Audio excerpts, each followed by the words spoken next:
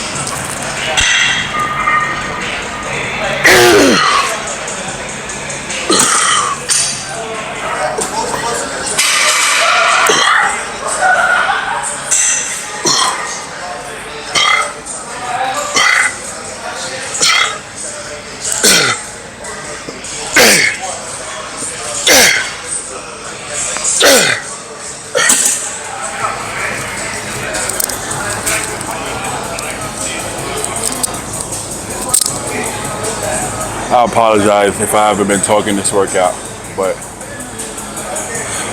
obviously I'm 6 weeks out, so I don't have too much energy, to say the least, but I feel like people who follow me or watch my videos, y'all pretty hardcore, most of y'all, I think.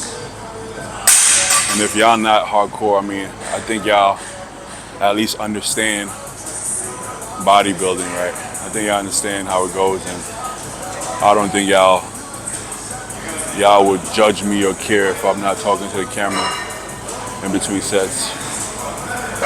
I'm pretty sure y'all understand that I have a job to get done, and at this point I'm more focused on getting the job done than social media or anything like that. These kids in here be doing some stupid shit sometimes. Like, the equipment in the gym is good, but these kids are fucking retarded. I want to slap one of them. They're doing stupid ass shit. It's fucking annoying. Maybe that's just prep brain talking, but fucking. Anyways, like I was saying, I think y'all get it.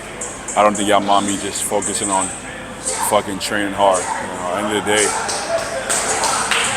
that's what I do. That's really what we all do as far as bodybuilders. But the content is more so showing y'all, at least the way I do it and the way I feel like it should be done. It's just literally having like the camera as a fly on the wall and just showing y'all what exactly goes into it without any filters or without trying to make it look sexy.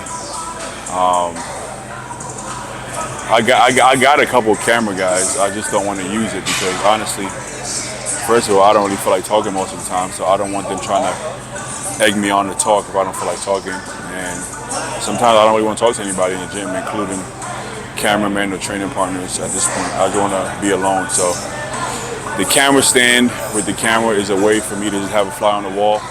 I'm not paying attention. I don't have to always conversate, and it's literally just showing it as raw and honest as possible. And I feel like I'm the most raw and honest when I'm filming myself, rather than a camera guy doing a bunch of fancy angles and slow motion and all that shit. I'm not really interested in that right now. You know, there's gonna be times where I will be, maybe during the rebound phase and stuff, when I'm still looking pretty good. I might wanna add something cute to the fucking highlight reel, but it's not my concern right now. I'm not trying to be cute. I'm trying to get the job done. So, more than likely, if the last movement for chest, just pec deck fly machines. I'm really only filming the top set more than anything. Some exercises I don't even do back down sets. If I get a number of reps that I'm comfortable with, or if I feel I'm burnt out from the movement, or I feel like I got everything I need from the movement, like let's say if I do one set of, incline dumbbell and my chest is super pumped and kind of like that saturated fatigue feel almost, I might just leave it there. That's more than enough for me. I'm just, listen, you ain't building muscle 6 weeks out. I know you might think you are, or it might even look like you are, or you might grow into the show, all this shit. But it's not from training more. More volume is not gonna grow more muscle. Not in contest prep, you know. And don't even try to build muscle in contest prep, because what you're gonna do is more than likely fatigue yourself or get fucking injured, you know. So don't even try it, you know. You're maintaining muscle, so you're doing just enough volume to maintain the muscle, nothing more. That's it, you know. So that's all I'm doing. But anyways, pec deck.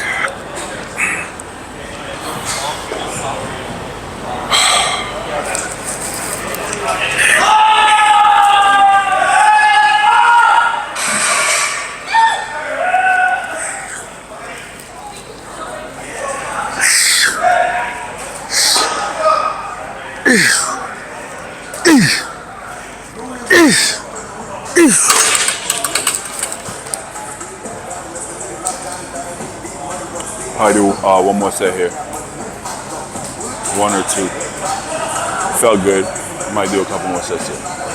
This is an exercise that doesn't cause much of any fatigue. It's not a compound movement. I can't say it's not heavy, because the stack is 300 pounds, but it's different, right? That doesn't compare to, like, I did 160s dumbbells, right? That would equal what, 320? Obviously it's not the same. You have to kick the dumbbells up, then you have to stabilize it, then you have to press it. You're using everything. Whereas this, I don't think the stack actually weighs 300 pounds.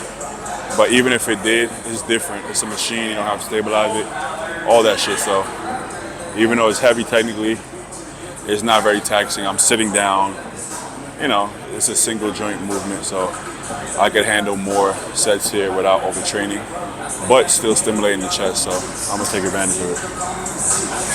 These kind of movements are really conducive for prep, where you can stimulate a muscle without too much fatigue, so I think I'm gonna go straight into the next set. I don't really rest much on these kind of movements. And honestly, I don't really rest much in prep at all. I get kind of anxious. I don't want to sit around too long. And I'm not trying to break any records in prep anyways. I do want to match my numbers to a point, even if it's not rep for rep. It might be pound for pound. So if I'm doing 160s on a dumbbell off season, I'm gonna make sure I'm doing 160s in prep. Unless it's just one of those days where I don't have it. If I don't have it, I don't have it. But if I have it, I'm gonna match it. I did the 160s today. Obviously, I didn't get 10 reps like I would get off season. I think I got 4 or 5 reps, but I'll take it and I'll just do a back down set and make up the reps. You know, that's fine. When it comes to rep ranges, I barely even count reps, I'm being honest, because it's about effort. Training comes to effort. Effort, training to failure. So I'm not somebody who's gonna say, well, this is the best rep range. I don't care. Take it to failure. If you take it to failure, I don't care if you do 5 reps or you do 20 reps. If it's going to failure, you're good. So I'll let y'all argue about what exercises to do. I'll let y'all argue about what training style. I'll let y'all argue about what rep range, how much rest in between sets. All I care about is seeing effort. That's all I care about. So that's what it's about.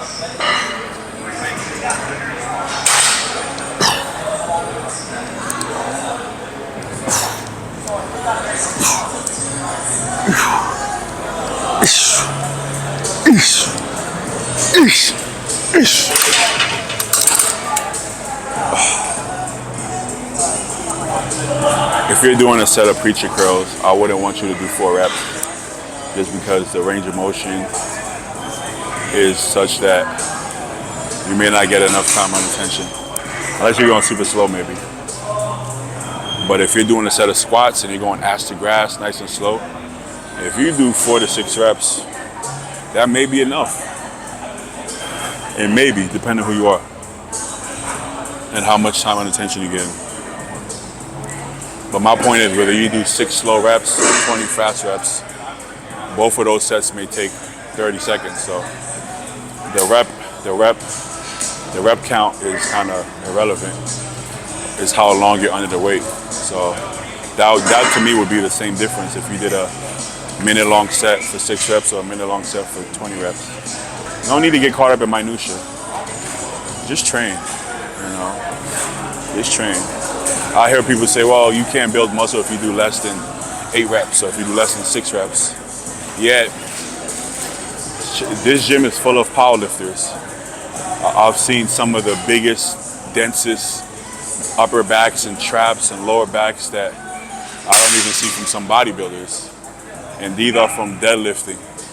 Sets of, I don't know, anywhere from 2 to 4 reps sometimes, maybe 6 reps max. And some of the thickest, densest backs I've ever seen,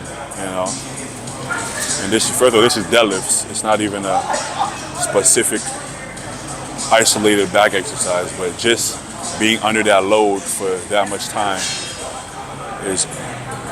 that's all you need. So they can do low reps and they're still building the muscle. So it just goes to show you that it's the effort. They're giving effort and they're growing. Same with the chest. Some of these guys have really big chests. Some of them don't even do anything besides bench. I'm not a flat bencher personally, just because they don't feel right. But I mean, they're building muscle doing low reps just because their rep count, like I said, doesn't dictate that. In my opinion, I'm sure you can find a study that contradicts that. But in my opinion, it's not about rep ranges. It's about intensity training to failure and getting a certain amount of volume for the week.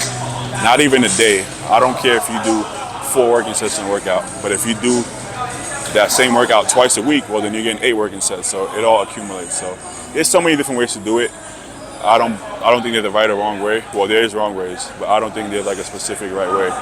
It's just finding out what you enjoy, what works for you, and just get it done. Simple as that.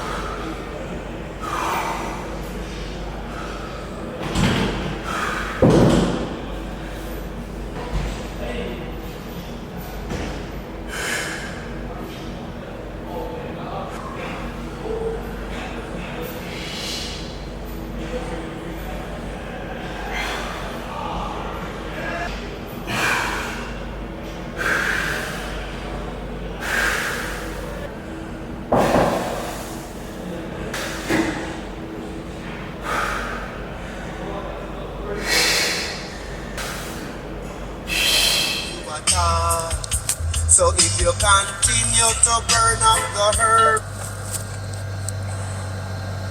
Alright, y'all, workout complete. Hit some chest. Honestly, pretty good workout, all things considering, for where I'm at right now. I don't know if I updated y'all on the plan. Did I? I don't think I did. I guess I'll update y'all now, but cardio is up to 2 hours.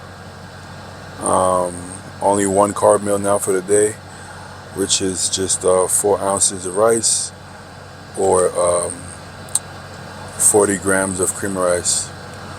I've been doing the cream of rice, just more palatable right now than the rice because I could put some Splenda in there, and then it's kind of like sweet and savory with the chicken, and then the savory with the cream of rice sweet. So I like that contrast right now at the moment. So I've been going with that. Obviously, it's going to be rough, right? I mean, nobody particularly wants to eat 30 grams of carbs for the day with that much cardio, right? And then still having to train as hard as possible. The training is the fun part. I think most of us get into bodybuilding because we love training. So training is something we find pleasure from. But that being said, it's a lot harder to find pleasure in training when you don't have the energy, right? It's easy to say, like, I love to work out, fucking love working out, oh my God, when you're full of energy, you know, or even if you have decent energy. But when you feel like you can barely stand up, you feel like you can barely talk, that's a whole different ball game. At that point, it's more about getting the job done than enjoying it. But even then, I still do enjoy the workouts, man, if I'm being honest. Something can be difficult and still fun, right? Bodybuilding as a whole, every part of it is difficult, but we just find it fun for whatever reason.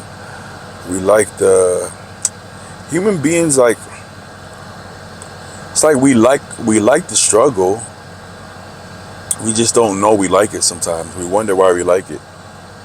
We wonder why we put ourselves in situations like people want to go camping and hiking and go on roller coasters and do things that, like, test you, right? Test how brave you are, test how courageous you are, test how you can face adversity. Why would somebody living in a mansion somewhere say, fuck it, let me go spend a night in some fucking forest in a tent?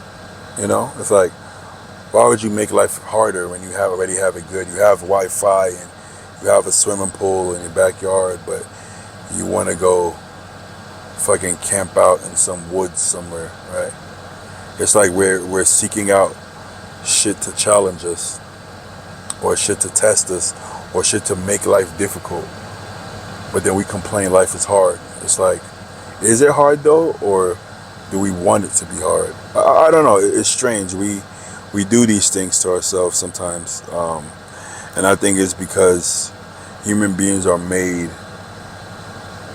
to struggle, are made to face adversity, are made to work hard. You know, it's in our genes. We can't help it. We just live in a lazy world, and sometimes we get accustomed to, like, thinking that being lazy is the right way, or let's try to be as lazy as possible. But those people are usually miserable. Lazy people who do nothing with their lives are usually miserable, and the people who work their asses off usually are a lot happier, you know, because you get that yin and yang, you get that balance of, I work hard, now I get to enjoy myself. Same way I'm restricting myself with all this food. I don't get to have cheat meals, none of that. But now when I actually get to eat food and get to have cheat meals, it's amplified times 10, you know? If you're eating McDonald's and Five Guys every day, you get numb to it. You don't even enjoy it. You're literally just eating it for fuel at that point. You're like, I guess I'm going to McDonald's, eat it. You're not like, oh my God, that fucking McDonald's hit the spot. You literally just eat it and then you go about your day. You don't even think about it. It's not even like, it doesn't even taste good at that point, right? You don't even think about the taste. But believe me, if I have McDonald's right now, I might fucking wet myself. You know what I'm saying? I might catch a leak. You know, so it's like, it's a big difference. You know, so you need that balance. The bad times make the good times better. You know, and I guess vice versa. So struggle is needed. You know what I'm saying? So I'm not looking at this prep as like, oh man, I'm so miserable. I'm looking at it as I'm working my ass off for a goal. And then when I succeed and reach this goal, it's going to be so fulfilling that it's going to be worth it. And then when it's done, I can go eat what I want. You know, bro, we talking about 4 months. 4 months out the year, it's not that fucking bad. It's not that crazy. Like, well, I don't get to have a burger in 4 months. Like, who gives a fuck? I can have a burger any day I want to after that. And the crazy part is, once it's over, after I indulge a bit, I'm not even going to crave the burger because I'm going to be eating enough food that I'm satisfied. So you can't let this idea of this one little morsel of pleasure stop you from your goals. And so many people do that in life. It's like, get over it. You know what I'm saying? Get over it. You know, you can go without. You can go without, trust me. you'll survive it. You just feel like you can't, because you just don't have the discipline. But or you might just need to want something bad enough to do it. I don't know. Can't speak for everybody else, but all I know is that, and I'm enjoying this prep, and it sounds, maybe it's like, maybe that's a strange thing to say, I guess, right? Because what does that even mean? Does it mean that I like 2 hours of cardio? I can't say I like the actual act of cardio per se, but I like the fact that that's what's going to get me shredded. So I like that, right?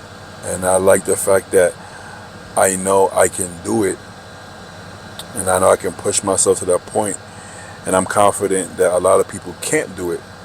So I find joy in knowing that I can do something that most Americans wouldn't be able to do. I mean, everybody's able to do it, but they wouldn't do it because they don't have that kind of discipline and work ethic. So that makes me feel good.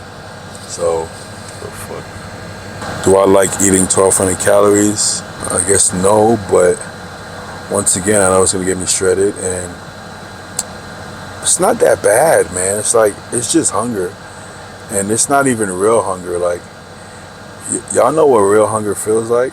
Like, I don't think y'all do. Like, real hunger is people who couldn't get food if they wanted. Like, let's say homeless people. They're digging in the trash for food and begging people for food, and they might get only 1 meal a day, and which is like scraps from somebody. You know what I'm saying? That's hunger. Y'all never had to do that. Fucking 5-6 meals a day, even if it's all protein, like mine, right? Even if it's all tilapia, well, you're still having 5 meals a day. That's not real hunger. I mean, I am hungry. I'm also a big guy, so obviously that changes things. Homeless people aren't usually 270 pounds, but still, even if they were, I'm hungry, yeah, but I'm not ready to like eat my own shit, right? I'm not ready to eat from a trash can, right? I feel like, hey, baby, go eat from that trash can. I wouldn't do it. But guess what? If you're facing real hunger, actual real hunger, you would 100% eat from the garbage can. So you're not really that hungry. You think you're hungry because it's all relative to what you've been through. Compared to how you feel off season, you're hungry. But the truth is that unless you're willing to eat from the fucking floor or garbage can, it's not real hunger.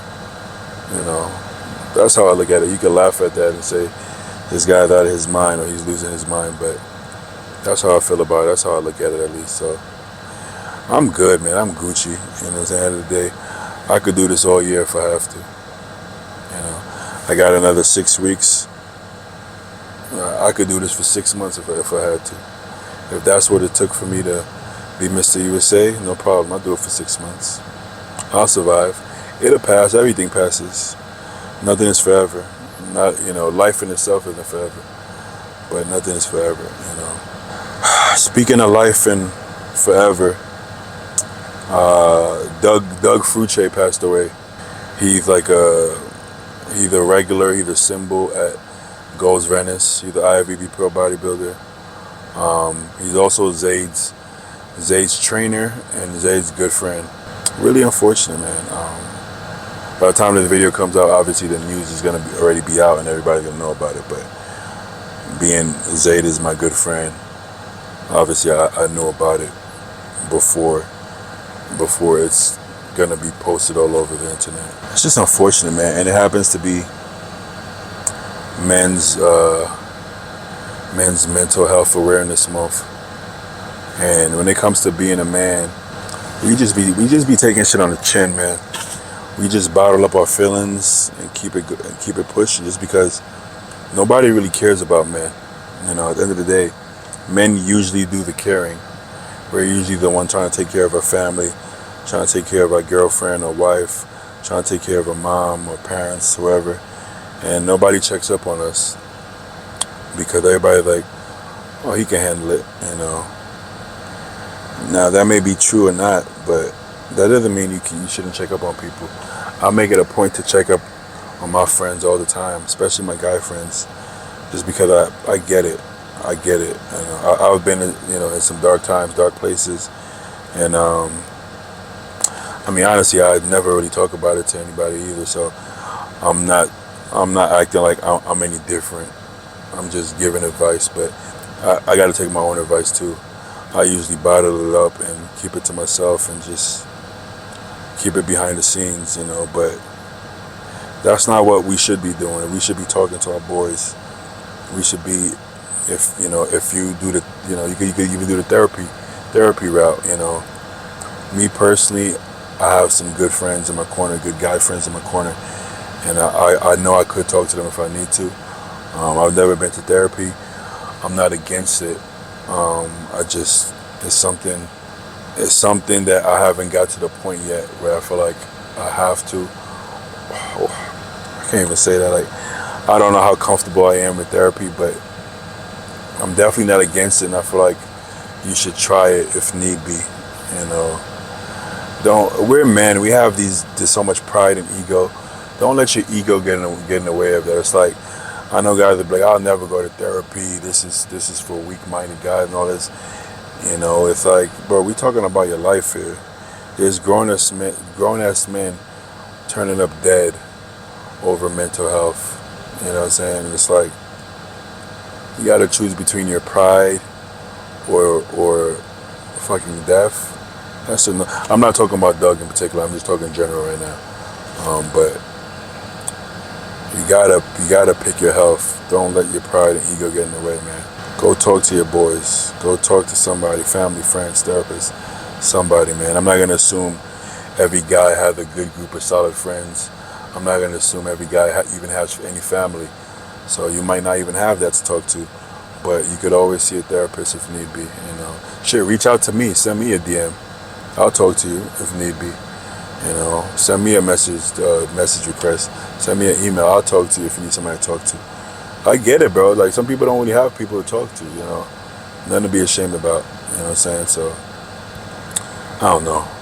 All I know is that that's unfortunate, and it's disappointing that he wasn't able to get any help. Really good guy, genuine, kind-hearted guy. Helped so many people out. But like, who was helping him out? Who was helping him out? My condolences to his family. My condolences to Zaid. Keep your head up, Zaid. I know it's very unfortunate. I know you're probably not taking this the best, but I don't know. It's really hard to come up with words to say with things like this. Death makes me uncomfortable. I don't really know how to handle death.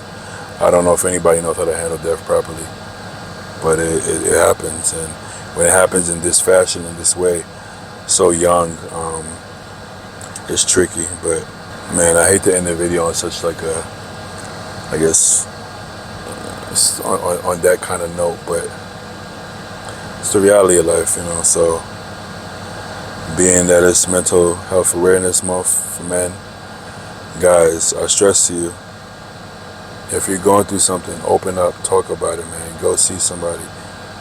I'm begging you, please do it. Don't take it on the chin. Don't always try to handle everything by yourself, man. It doesn't matter. You don't have to handle life by yourself. You don't have to be self-made. It's okay to get help, man. It's okay to get help. Being a man doesn't mean you're too brave, you're too proud to get help. Go see somebody, man. But this video's come to an end, man. If you guys like the video, make sure to like, comment, subscribe.